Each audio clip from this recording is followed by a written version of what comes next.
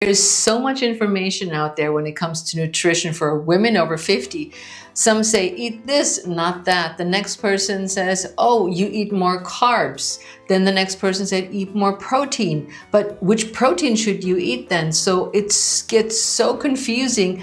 And in the end, you're not really sure what works. And I'm here to share with you nutrition strategies for women over 50 to gain energy. I am Heike Yates, the creator of Pursue Your Spark, host of the Pursue Your Spark podcast, and the creator of the 4-week Lean Out program. Make sure you hit the bell to subscribe to any new episodes that are being released so you're the first to know.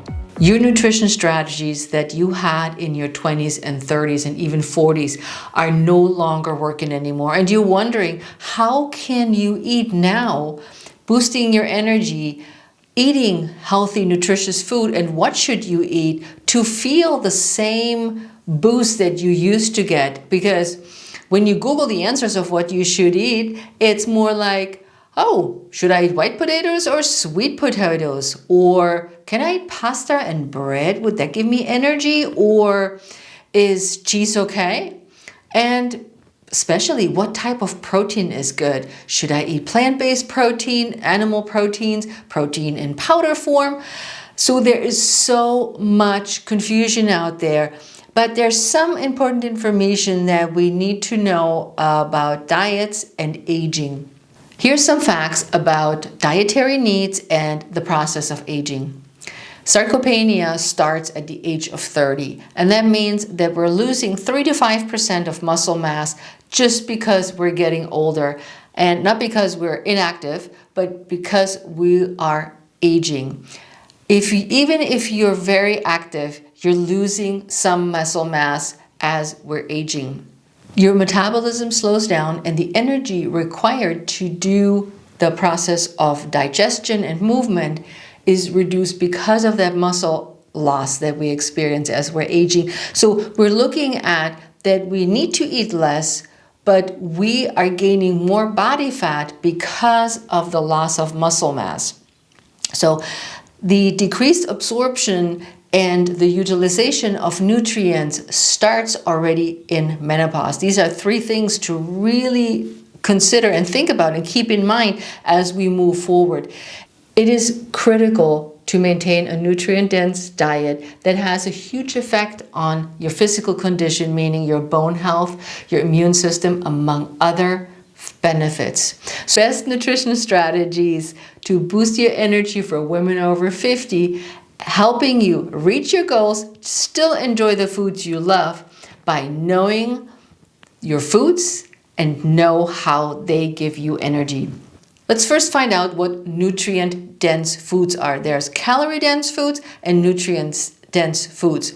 The nutrient-dense foods provide a lot of nutrition, healthy nutrition, vitamins and minerals per serving, where a calorie-dense does just the opposite. So in this case, we're talking about non-processed foods. And I'm using something simple as a bagel, which is a processed food. Bagel is not bad for you because no foods are good or bad. They're just different, and we make different choices.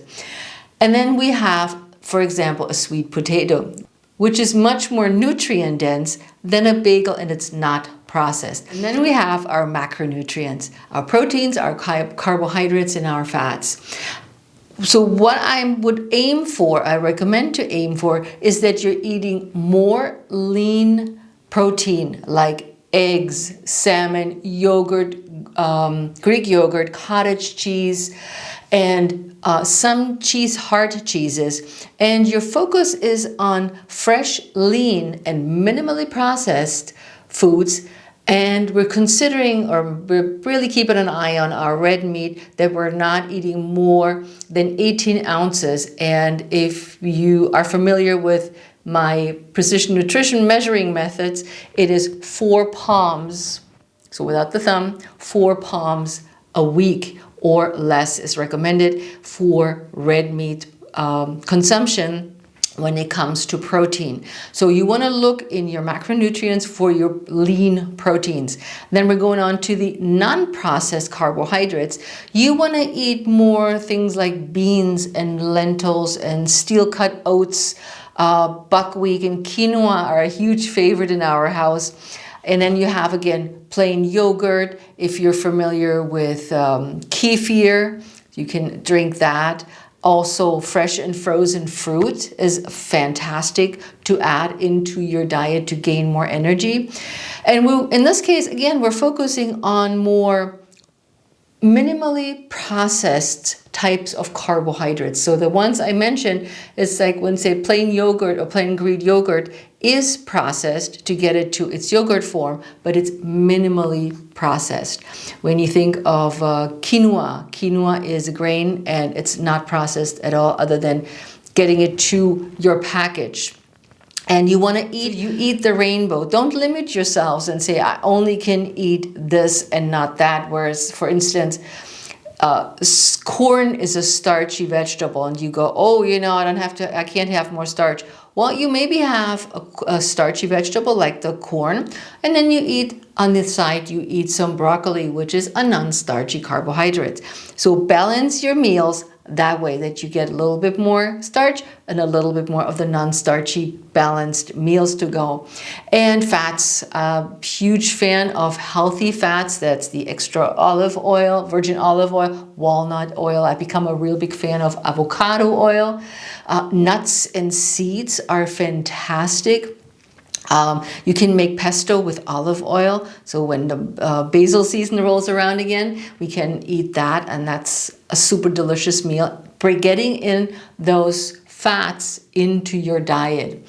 Then we're looking into the vegetables, as I mentioned earlier. So we have the starchy and the non-starchy camp. The potato is the starchy camp, the corn is the starchy camp, but you have cucumber, cauliflower, bok choy, which are non-starchy. So in this case, again, basically eat what tastes good to you and mix all your foods together. So you have a sweet potato with some broccoli and a piece of salmon based on our measuring techniques. That in itself makes a great meal and a healthy meal if you stick to your portion as well.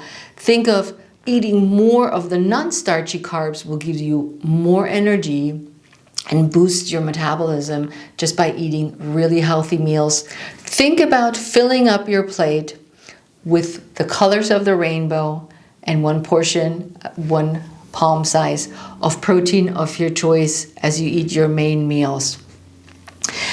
I tapped on the calorie-dense foods. So the calorie-dense foods would be a bagel where you have quickly digestible sugars that are not helping you lean out or stay full longer, and they're quickly digested, but you have a lot of calories.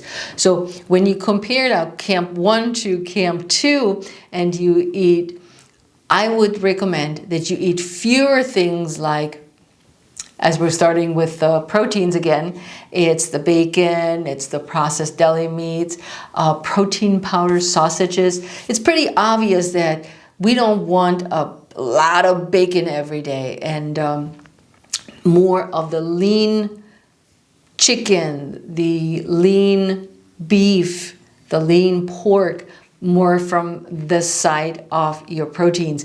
And then you want to eat fewer carbs of the fruit juices, the honey, the molasses, the dried and the canned fruits. They have a ton of sugar. Stick with the fresh, the whole grains, the things that you can actually see in its original form. Yeah, fruit frozen, as I mentioned, is a great choice, but stay away from anything that is canned, especially canned, or dried.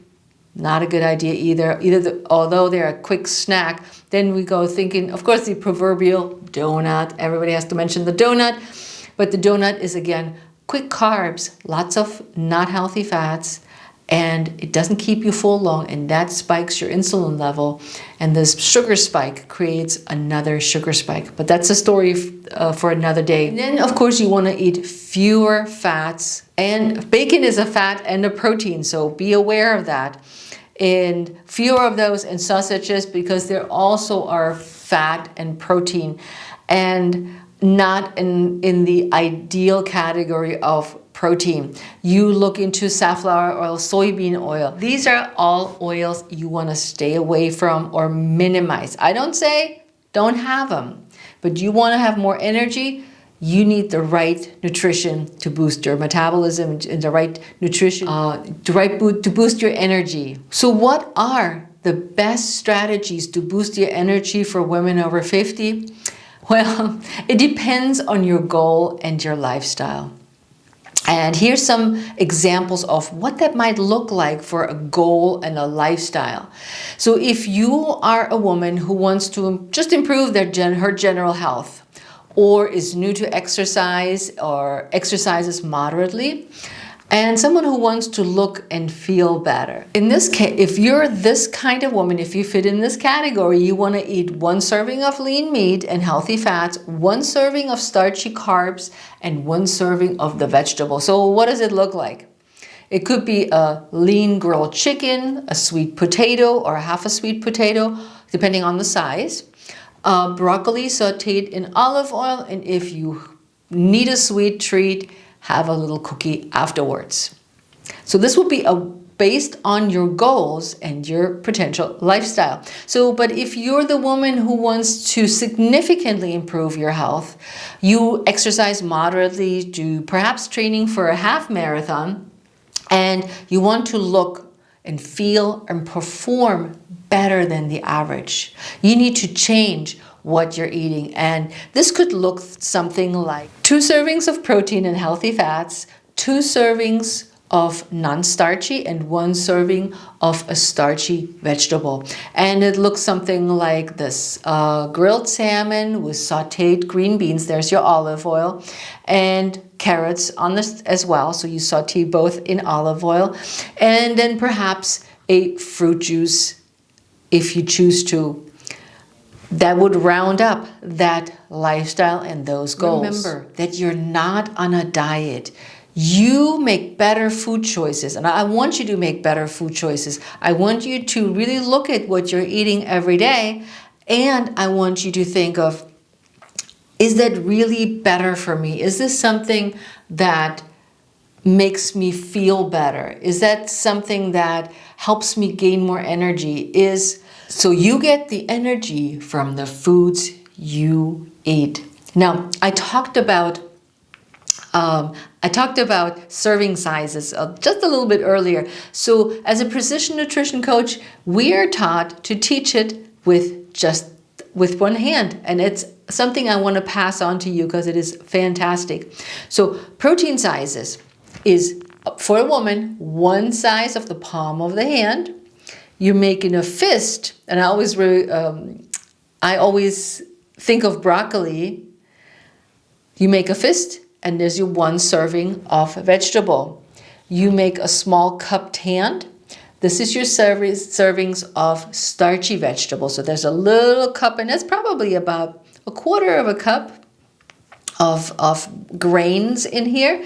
And then you use your thumb for the fats. And when I think of the thumb and healthy fats, I think about an avocado. If you picture an avocado, you cut it in half, the thumb is 1/4 of that avocado. Pretty neat. So you can measure your portions wherever you are. So that means you're not overeating. You know exactly what's on your plate no matter where you eat, because you can eyeball it and you can say, is this the size of my fist? And if it's not, you share whatever it's not on your plate that is too much, or you take it home, or you pack it away prior to eating, and you ask the server to bring your little box before dinner and put it away so you don't eat it, because you don't need more of that. But the choices you make are the choices that I have outlined just earlier. So you could track your food. If you are a food tracker, then I would recommend MyFitnessPal. It's a little bit more laborious if you want to track your foods. You could write it in a journal, a piece of paper, type it on your Google Docs of what you eat, how much you eat, how many cups, how many servings you had each day, how many fists you ate. So you don't have to do grams. On a FitnessPal, it's a little bit more tricky because you have to write down grams. But you can also simply just track your macronutrients, and MyFitnessPal is set up for that as well. So super simple. One question I always get, and that's, Heike, where does my glass or two of wine fit in with all of this? I didn't see it under fats. I didn't see it under carbohydrates. It is its own little category because alcohol is a macronutrient with unique risks and benefits. And if you're being mindful of your everyday energy balance, I recommend that you include the wine into your eat less category. Tracking the wine can be an eye-opening experience. Think about tracking your alcohol intake, whether it's wine or beer or whatever it is, but tracking it with your other, with your meal is an eye-opening experience, because when you think about calories do add up. 3,500 calories over a week makes you gain weight and not get you energy because it is metabolized differently than normal carbohydrates. You can have your wine, but you gotta put it in or plan it in depending on your goals. So what about food cravings? We all have food cravings, and they are not always bad. Because when I hear, oh, I have sugar cravings, I can't stop the sugar. It is true, if you eat a lot of processed foods, your insulin levels will spike and then they drop and crash, and that will give you these food cravings. But in reality is that your insulin levels just go through a roller coaster, and if you are eating a diet that is balanced with all the 3 macronutrients, and your nutrition comes from a whole grain, fruit, vegetable place instead of a processed place, you will gain more energy. You're watching your portions, you're eating the right foods for your energy level, and ultimately the choice is yours. We all have choices, and if we decide that we want to gain more energy, we go over to the camp with whole grains, nutrients, energy-dense foods, and not calorie-dense meals. So I hope this video helped you to take action and get more energy eating the right foods. For any more questions, leave a comment below this video, and I'll see you in the next video. Be sure to hit the bell so you get notified when the next video drops.